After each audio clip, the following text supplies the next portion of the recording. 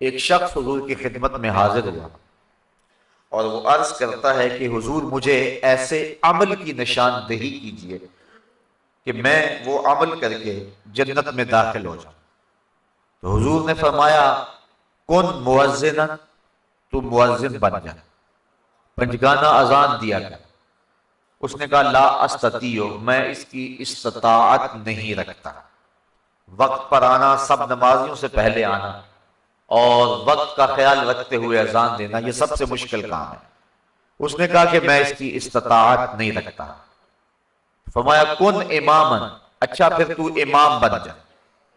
اس نے عرض کی لا استطیع، میں اس کی استطاعت بھی نہیں رکھتا۔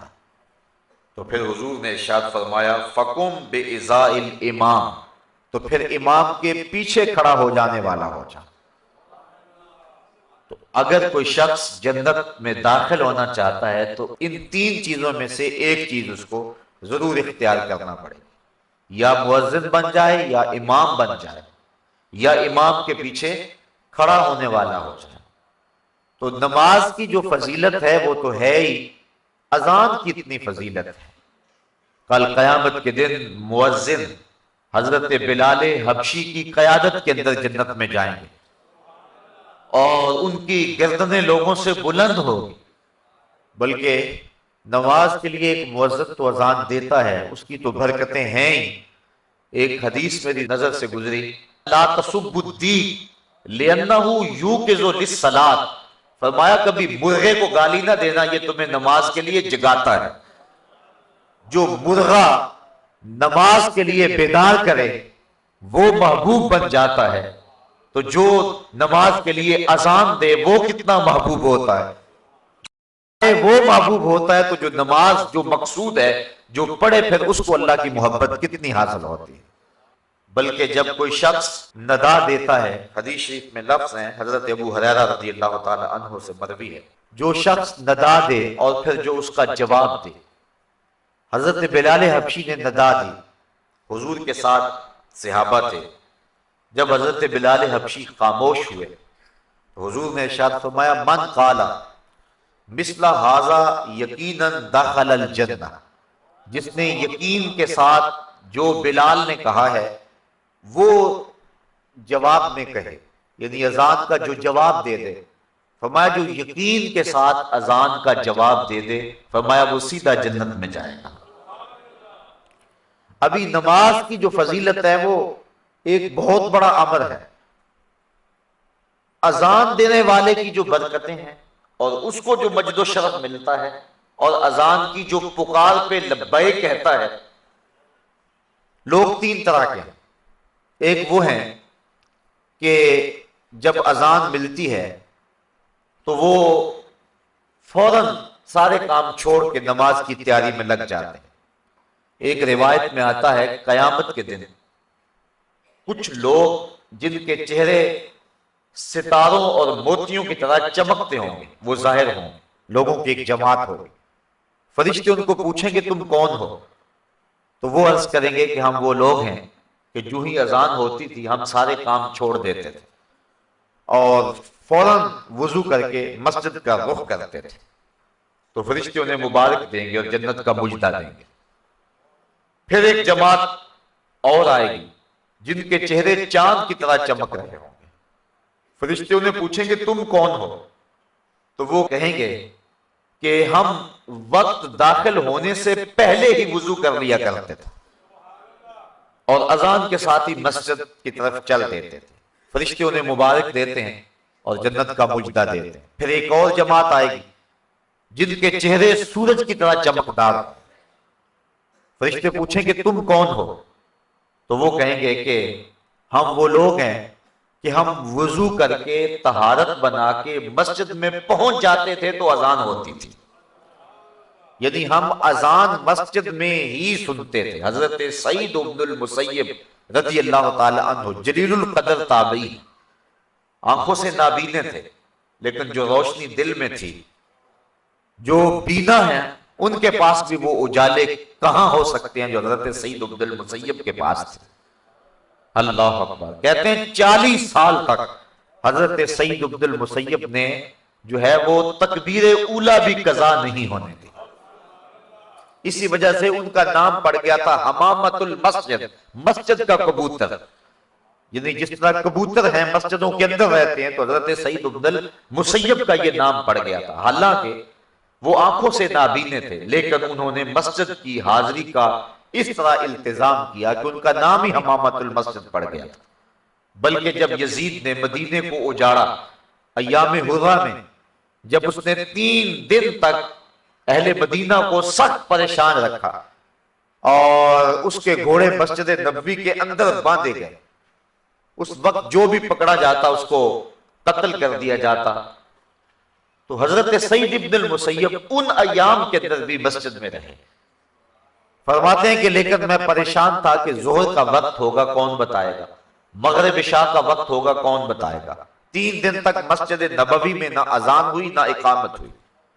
یہ بڑے خطرناک دن آئے ہیں، اور یہ یزید بدبخت نے جس طرح کربلا میں ظلم کیا، اس نے مکہ المکرمہ میں بھی ظلم کیا اور اس نے مدینہ رسول میں بھی ظلم کیا، اور 3 دن تک مسجد نبوی میں اس کے ظلم کی وجہ سے اذان اور اقامت نہیں ہوئی. حضرت سعید ابن المسیب آنکھوں سے نابینے تھے، اور جب بھی کوئی یزید کے فوجی آتے تو نابینا سمجھ کے چھوڑ جاتے.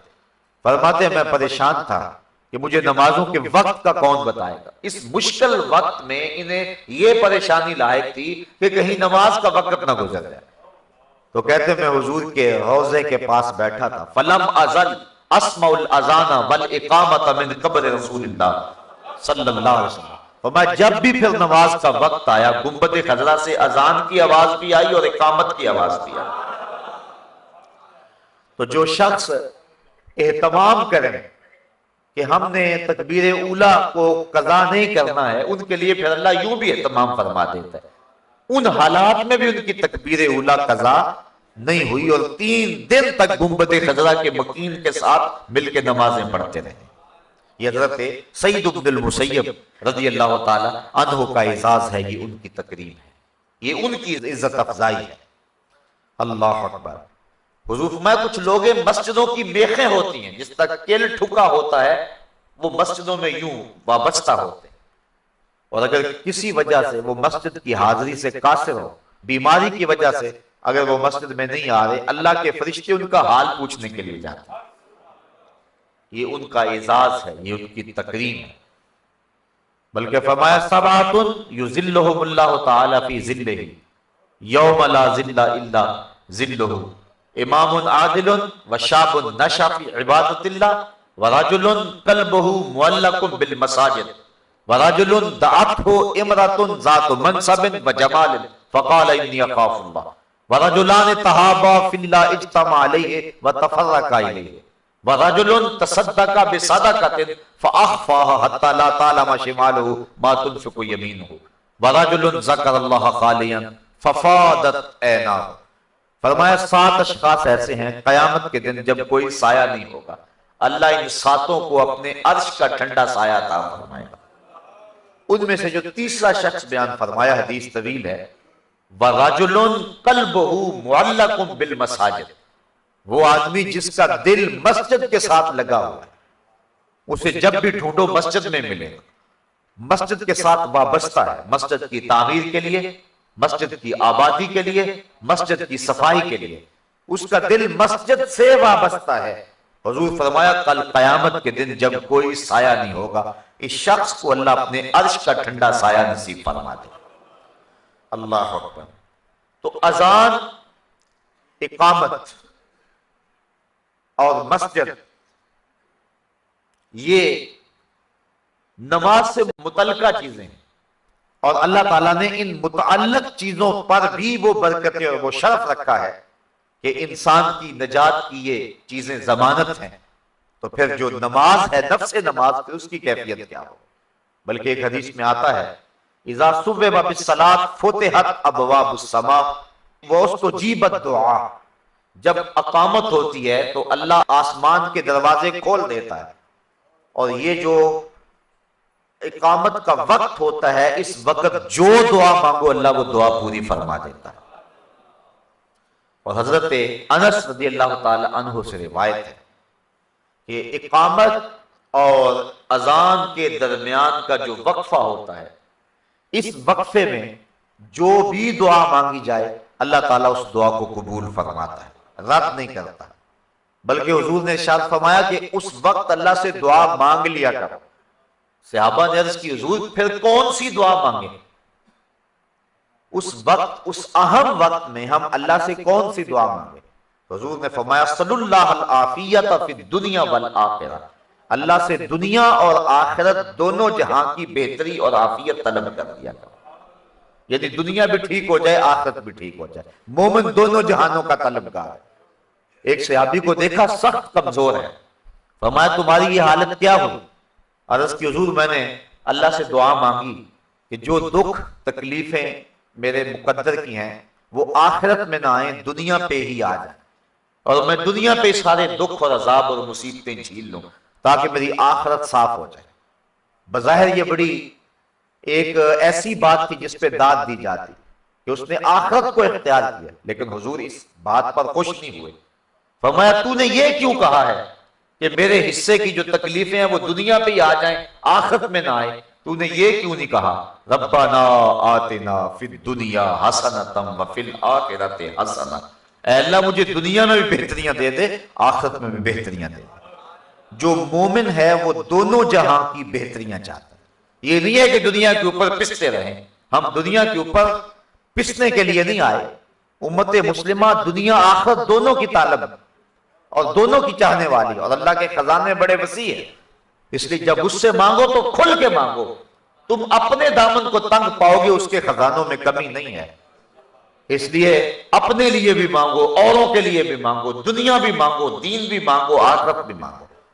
تو عرض کی کہ حضور اذان اور اقامت کے درمیان اللہ سے کیا مانگے؟ تو فرمایا صلی اللہ العافیت فی الدنیا والآخرہ، اللہ سے دنیا اور آخرت کی عافیت طلب کر۔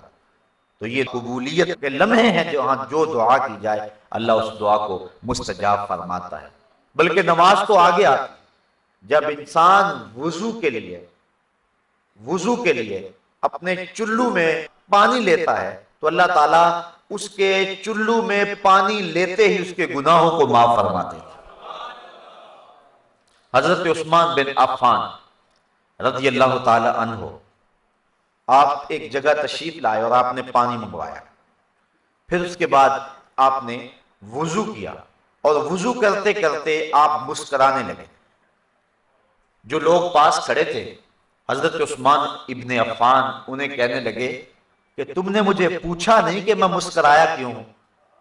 لوگوں نے کہا اچھا آپ بتائیں کہ آپ کیوں مسکرائے ہیں؟ تو حضرت عثمان فرمانے لگے کہ ایک دن میں حضور علیہ السلام کے ساتھ تھا، تو آقا کریم علیہ السلام نے وضو کیا اور یوں مسکرائے، لوگ کھڑے تھے، تو حضور نے فرمایا الا تسألونی ما اضحکک، تم نے مجھے پوچھا نہیں صحابہ کہ میں مسکرایا کیوں؟ تو صحابہ نے عرض کی ما اضحکک یا رسول اللہ، حضور آپ ارشاد فرمائے نا کہ آپ کیوں مسکرائے؟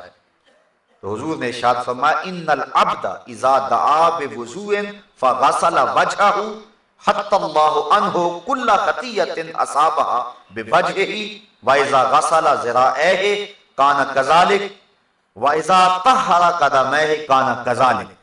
فرمایا جب کوئی شخص وضو کے لیے پانی منگواتا ہے اور پانی منگوا کے اپنے چہرے کو دھوتا ہے، اللہ ہر خطا کو چہرے سے دور کر دیتا ہے، اور اسی طرح جب وہ اپنے بازو دھوتا ہے تو ہاتھوں کے سارے گناہ اللہ تعالیٰ دھو ڈالتا ہے، اور اسی طرح جب وہ اپنے پاؤں کو دھوتا ہے تو اللہ تعالیٰ جل شانہ پاؤں کے سارے گناہوں کو دھو ڈالتا ہے۔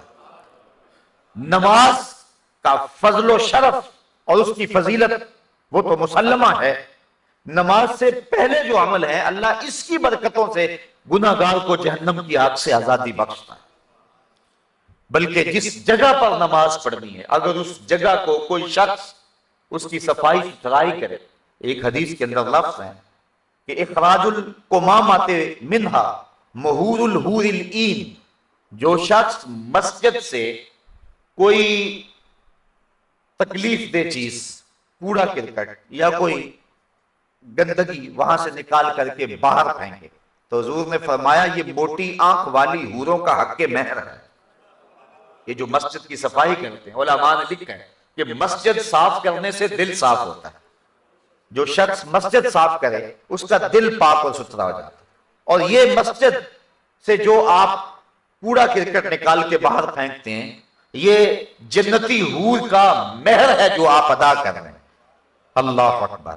بلکہ حضور علیہ السلام نے ارشاد فرمایا من بنا للہ مسجدا، جس نے اللہ کے لیے مسجد بنائی، کس لیے؟ یذکر فیہ، تاکہ اس مسجد میں اللہ کا ذکر ہو. فرمایا بنى اللہ لہ بیتا فی الجنہ، اللہ اس کے لیے جنت میں گھر بنا دیتا. اور ایک روایت میں ہے کہ جس نے تتر کے گھونسلے کے برابر، یعنی حجم میں تھوڑی جگہ پر مسجد بنائی. علماء نے یہ لکھا ہے، یہ نہ کہو فلاں مسجد چھوٹی ہے یا فلاں مسجد بڑی، یہ نہ کہو، کیونکہ کوئی بھی اللہ کا گھر چھوٹا نہیں ہے، سارے بڑے ہیں. یہ کہو فلاں میں نمازی زیادہ آتے ہیں، فلاں میں نمازی تھوڑے آتے ہیں، نمازیوں کی گنجائش کم ہے فلاں میں، اور فلاں میں جو ہے وہ نمازیوں کی گنجائش زیادہ ہے. یہ کہو. بعض ہم عموماً ہمارے ہاں روزمرہ یہی ہے، ہم کہتے ہیں وہ چھوٹی سی مسجد. چھوٹی نہیں کہنا چاہیے مسجد کو. جس چیز کا تعلق رب سے ہو جائے پھر وہ چھوٹی نہیں رہتی، وہ بڑی ہو جاتی. اس لیے اس مزاج کو بدلنے کی ضرورت ہے.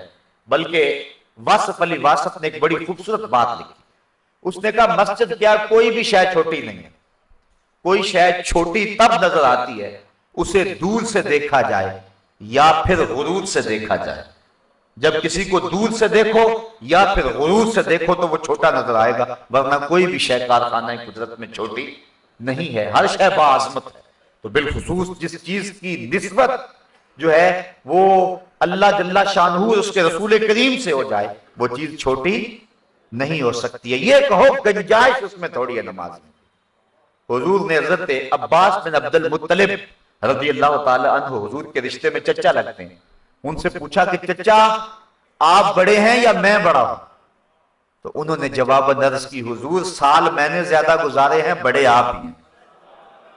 یہ نہیں کہا کہ میں بڑا ہوں، کہا سال میں نے زیادہ گزارے لیکن بڑے آپ ہی ہیں.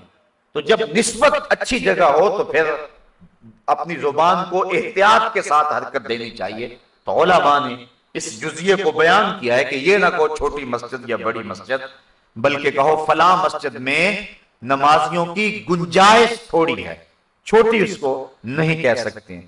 تو جس نے تتر کے گھونسلے کے برابر، یعنی اتنی تھوڑی جگہ پر مسجد بنائی، اللہ اس کا بھی جنت میں محل بنا دیتا ہے. تو جس جگہ سجدہ کرنا ہے، جس جگہ پیشانی رکھنی ہے، اللہ اکبر، وہ جگہ بھی اتنی برکتوں کی حامل ہے. بلکہ فرمایا کہ خیر الاماکن، بہترین جگہیں روئے زمین پہ ہیں تو وہ مسجدیں ہیں، اور بدترین جگہیں اگر روئے زمین پہ ہیں تو وہ اسواق یعنی بازار ہیں. حکم ہے مسجد میں جلدی جاؤ اور دیر سے آؤ، بازار میں دیر سے جاؤ اور جلدی واپس آؤ. گو ہمارا انداز اس سے مختلف ہے، لیکن حکم یہی ہے کہ مسجد میں جلدی جاؤ، دیر سے واپس پلٹو. بلکہ ایک حدیث میں آتا ہے جس نے نماز فجر مسجد میں پڑھی اور پھر وہ ذکر و اذکار میں لگا رہا، بیٹھا رہا حتیٰ کہ سورج طلوع ہو گیا، اور پھر اس نے 2 رکعت پڑھے جس کو صلاۃ الاشراق کہتے ہیں، تو فرمایا اس کو مقبول حج اور عمرے کا اللہ ثواب عطا فرماتا. اللہ اکبر. تو یہ برکتیں ہیں اللہ کے پاک گھر کی جہاں نماز ادا ہونی ہے. باقی رہی بات نماز کی، اس کی کیا فضیلت ہے، تو آئیے حضرت نبی رحمت صلی اللہ علیہ وسلم کا ایک فرمان جس کو امام بخاری نے حضرت ابو ہریرہ رضی اللہ تعالی عنہ سے نقل کیا ہے. صحابہ سے مخاطب ہو کے کہا ارائیتم لو ان نہرا بباب احدکم یغتسل کل یوم خمسا ما تقول ذلك یبکی من درنہ قالوا لا یبکی من درنہ شیئا قال فذلك مثل الصلوات الخمس یمحو اللہ بہ الخطایا. فرمایا صحابہ ایک بات کو بتاؤ، اگر کسی شخص کے دروازے کے سامنے سے کوئی نہر گزرتی ہو اور وہ دن میں 5 مرتبہ اس نہر میں غسل کرے، مجھے بتاؤ کیا اس کے بدن پر کوئی میل کچیل باقی رہے گی؟ صحابہ نے عرض کی حضور اس کے بدن پر کوئی میل باقی نہیں رہے گی. فرمایا یہی 5 نمازوں کی مثال ہے. جو شخص پنجگانہ نماز پڑھتا ہے اس کے بدن پر گناہوں کا کوئی میل باقی نہیں رہتا.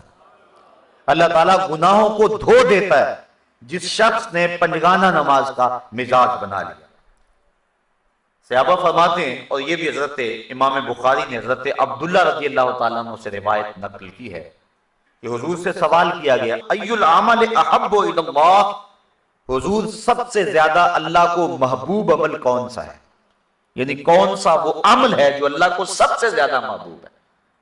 قال الصلاۃ علی وقتها، فرمایا وقت پہ نماز پڑھنا. اولاد بنی آدم کے جتنے بھی اعمال ہیں اچھے نیک صالح اعمال، ان میں سے اللہ کو سب سے زیادہ محبوب عمل جو ہے وہ وقت پہ نماز پڑھنا ہے. ثم ایو، صحابہ نے عرض کی حضور پھر اس کے بعد، قالا ثم بر الوالدین، پھر والدین کے ساتھ حسن سلوک کرنا. نماز کے بعد سب سے زیادہ اہمیت والدین کے ساتھ حسن سلوک کی ہے.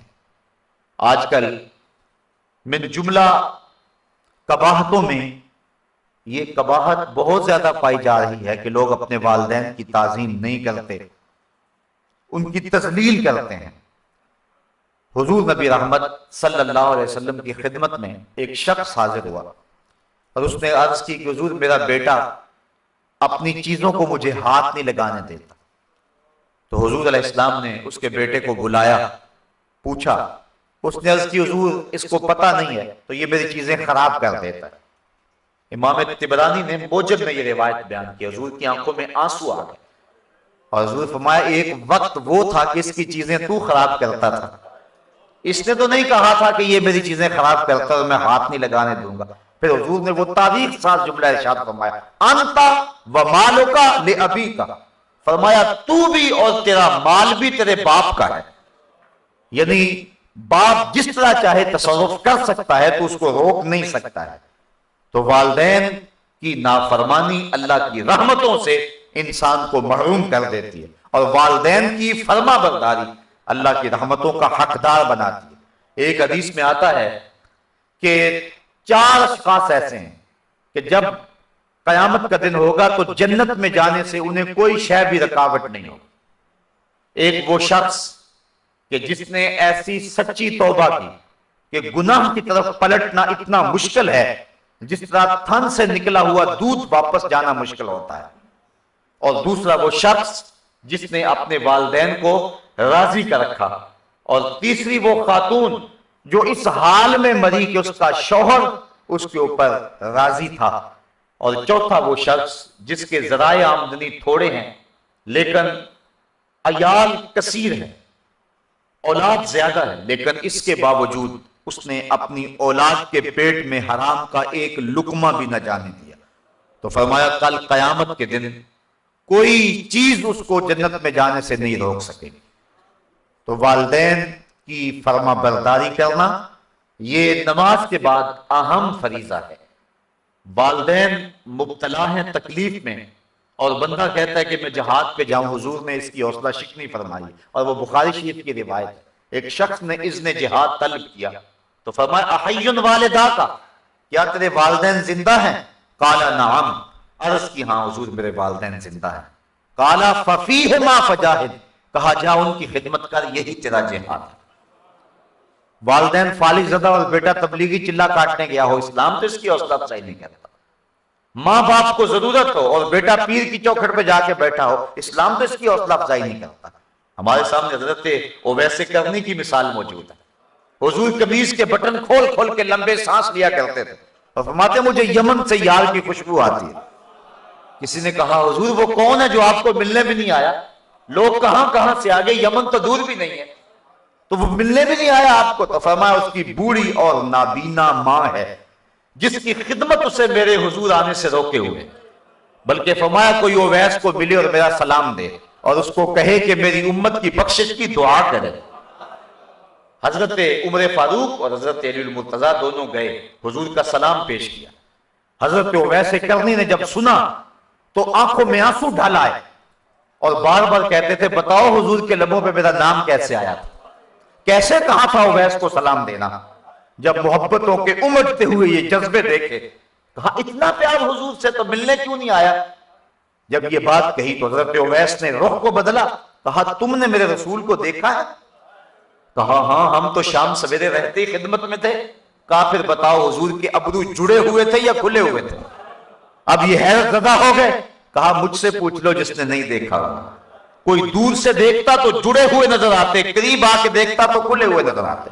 تو معلوم یہ ہوا کہ جو ماں باپ کی خدمت میں رہا وہ حضور کی صحبت سے بھی محروم نہیں رہا، حضور کے قرب کی دولت سے بھی وہ مالا مال رہا ہے۔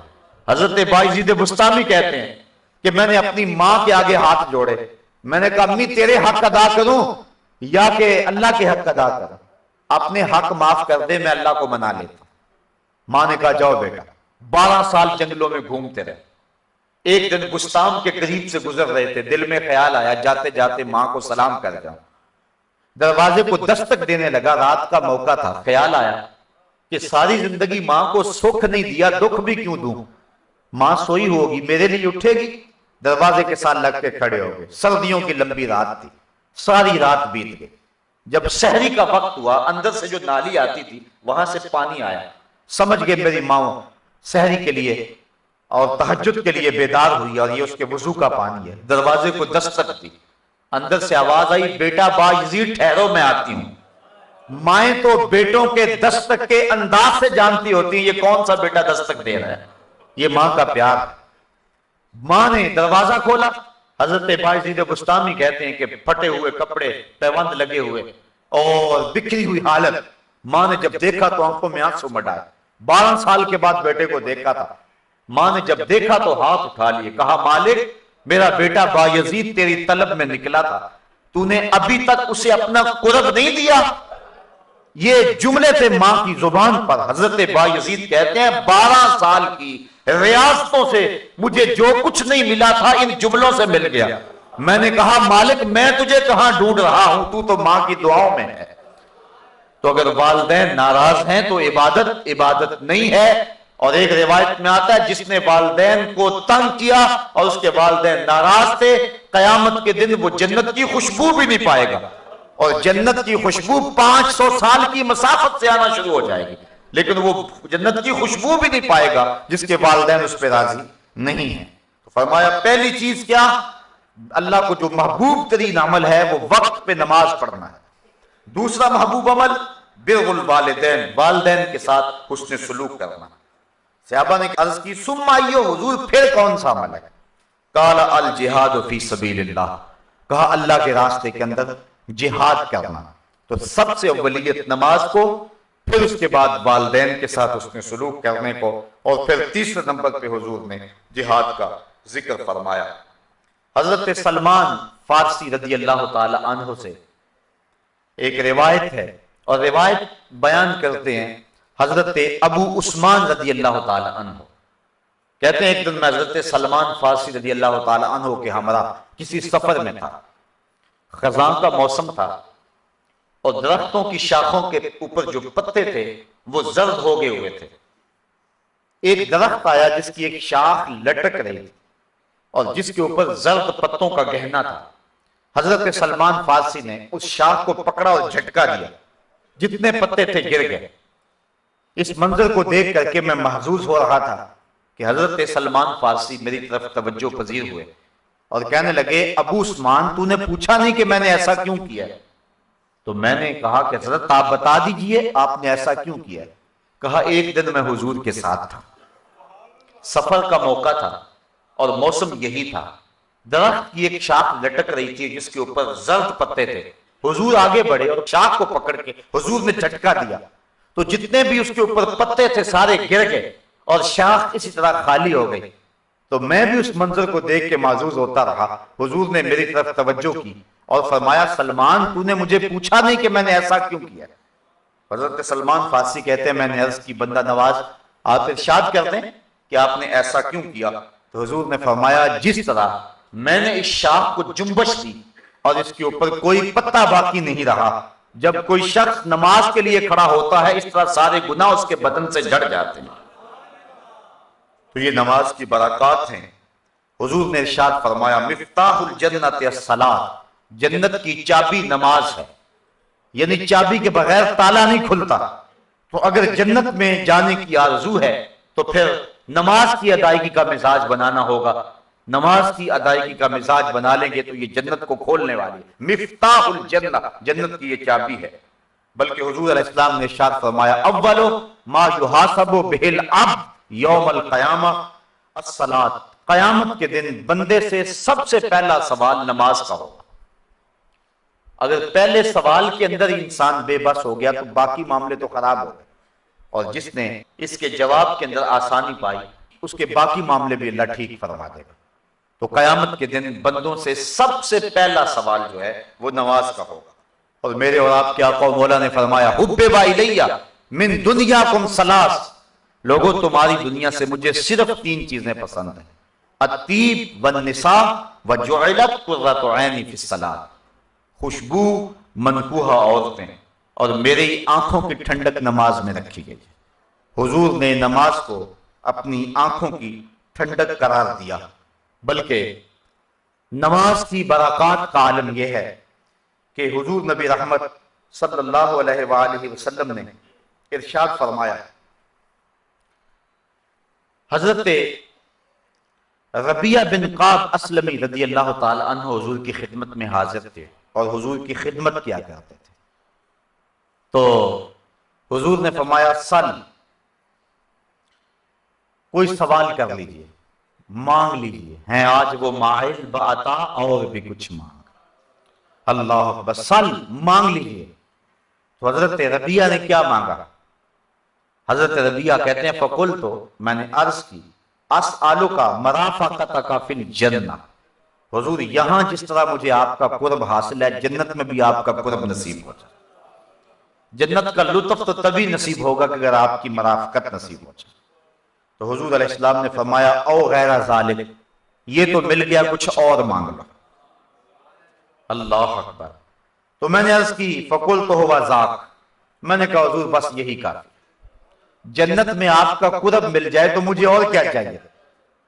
شاید اسی کا نام ہے توہین جستجو، ہو منزل کی تلاش تیرے نقشے کفے پا کے بعد.